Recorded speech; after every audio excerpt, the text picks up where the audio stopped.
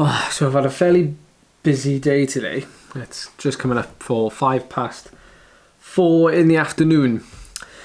And I'm doing a Zwift race tonight. It's the Zwift World Series, and there's $2,000 in prize money for first place, and that goes all the way down to 10th, which I think is $100. But the goal for everybody is to finish inside that top 10 because it gives you a series pass, I think, to all the other elite races. You don't have to technically qualify for them. But it's just something I've been doing alongside the hill climb training, and it's been going well. I've been really enjoying it, so we got that tonight. But yesterday, keeping on the theme of these vlogs, yesterday myself and Anthony, we drove up to Trimsaran Hill, which is a very similar hill to what the British hill climb will be set on. In fact, it's virtually identical. The only difference is the road surface on that climb is probably better than the Nationals because it's a main road. Anyway, I wanted to test a couple of things, pacing strategies. I wanted to test 2 different types of tyres as well. So the first couple of runs were done on tyres that I won the National Hill Climb Championship in 2019 on, which are Pirelli P0s. They're not tubeless, they're clincher, they're 23 millimeters, and I was running them with Tubolito, the tubes. So I didn't think there'd be that much of a difference, but judging by the videos that Anthony took, I started in the same place on each run, and when we changed to the Continental GP 5000 TTs, which is the tyres I've been using throughout the year, so when I won on Mont Ventoux earlier this year, I was using those. When I improved my time on Saclobra this year, I used those, and I haven't used them in a while because I've been saving the wear on them because they're quite blooming expensive. So I decided to change, put those on. And while I remember, those Tubolito tubes, right? I know they're super lightweight, right? That like 20 grams a tube. That's not the only benefit, of course. They're like super compact. So if you're carrying them in your back pocket, you know, they're marvelous. But I've got a discount code for them. So if you use ED20 on their official website, you can save yourself some pennies. I've used them in the past, and more often than not, I think they're quite a worthwhile investment, given how few punctures we have nowadays. I think it's worth having one of those in your pocket, carrying around hardly anything in weight, as opposed to an old standard tube. I know most people run tubeless now, but you know, if anything goes wrong and there's ever a problem, you do tend to put a tube in. The difference, was actually quite significant. Like, it was a good couple of meters difference between the Pirellis and the Continentals, and the actual like distance I covered on the climb. And of course, those Continentals are 28 mil, so it's a 28 mil versus a 23 mil. Obviously, they might blow out a little bit more on the rim, but same tube, same pressure, 75 psi. That's what I was running. 70 front, 75 back. So yeah, that was quite interesting, very interesting. And that session, because we ended up doing 6 reps of that climb, so 800 meters at 10%.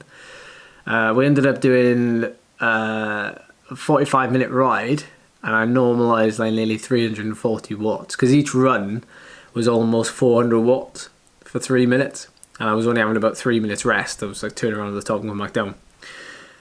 So it turned into quite a hard session, but I feel fine today, so that's good news, and ready to do a race tonight.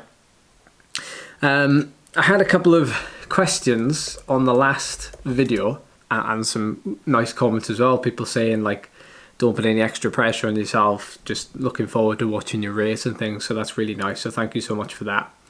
The question about apologies for the ignorance is from Derek Pugh. I'm sure you have probably talked about your weight in optimal kilogram you'd like to be. If you lose too much weight, do you lose strength? I mean, the short answer is yes, but it's only to a point. It's what I mentioned in the last video. That's probably why it's prompted you to ask that question. A lot of it comes down to feel. Now, obviously, you'll see the numbers, you'll feel rubbish, you won't be able to maintain that power. But take yesterday as an example, that 6x3 minute workout that it turned out to be, that was great. I felt good. And although it wasn't maximum, things felt fine. And I would caution people, because power is the number one. That's the holy grail. You should always strive for more power, and then when you finally plateaued, maybe then you kind of focus on the weight, or when you think you've exhausted all your other resources, type of thing. That's when you focus on that, because generally most people will make enough gains in their power that their watts per kilo will improve without trying to lose weight, or naturally, if they increase training volume or training intensity or both or whatever, they might naturally lose weight. But with my 15 years in the sport and all the rest of it, it comes down to how I feel, and it comes down to daily changes, monitoring everything, eating the same things. It's boring, and it's habits, and it's just ticking boxes essentially. Now for me, I think I've been down to 59 kilograms. I don't know if I can get there again, because I haven't seen that in ages. So it's not something I'm striving for. To be honest, all I'm doing is following a process, and what will be will be. If I keep feeling good and the weight on the scale keeps going down, it is what it is. However, there will be a turning point. But as we speak, that turning point hasn't come. Where I am now is not necessarily where I'll be come race day. So, fueling and preparing for that one day will be different to how, I fuel and prepare for today. Yes, I eat the same things and such, but in terms of eating a little bit more carbohydrate and making sure I feel more,